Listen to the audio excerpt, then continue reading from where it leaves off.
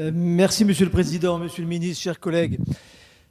Innover pour s'adapter aux besoins des territoires. Tel est donc l'intitulé de ce titre 2 du texte où figure l'article 6 du projet de loi pour une école de la confiance qui entend traiter de l'adaptation des structures administratives aux réalités locales. Cette partie du texte aurait pu s'attacher également à traiter un sujet essentiel, celui de la place des langues régionales dans notre système éducatif, qui est bien justement une réalité locale à prendre en compte.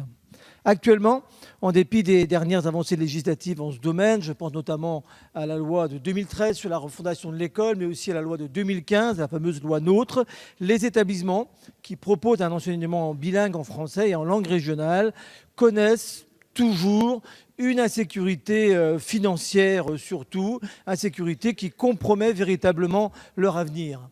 Cette question touche des écoles du réseau public, du réseau privé, sous contrat, et le réseau des écoles Diwan, notamment en Bretagne.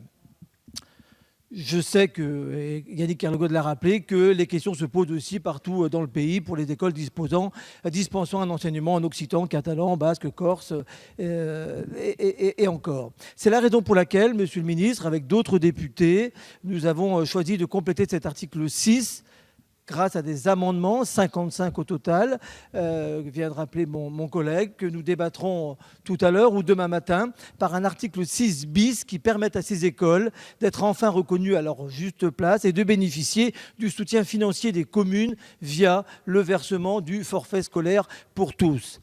Enfin, je rappelle et je porte à connaissance de mes collègues qu'il y a une semaine, jour pour jour, vendredi dernier, le Premier ministre est venu signer en Bretagne le contrat d'action publique pour la Bretagne, dans lequel le gouvernement a écrit qu'après avis favorable de la CTAP, il s'engage sur des avancées législatives nécessaires pour faire bénéficier les écoles bilingues du forfait scolaire. C'est pourquoi j'espère, Monsieur le ministre, qu'au sortir de ces débats, la situation de ces écoles aura enfin évolué favorablement. Merci.